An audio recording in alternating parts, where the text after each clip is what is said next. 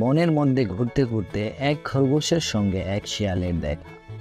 খরগোশ শিয়ালকে বলল, শিয়াল দাদা, এই জঙ্গলে তো বাঁচাই দায় হয়েছে, যখন তখন বাঘ সিংহ হামলে পড়ে। শিয়াল বলল, আমার এই সবের ভয় নেই, আমি পালাবার অনেক কৌশল জানি, বিপদে পড়লে কোনো না কোনো কৌশলে পার পেয়েই যাই। খরগোশ বলল, আমি শুধু একটি কৌশলই জানি, ছুটতে।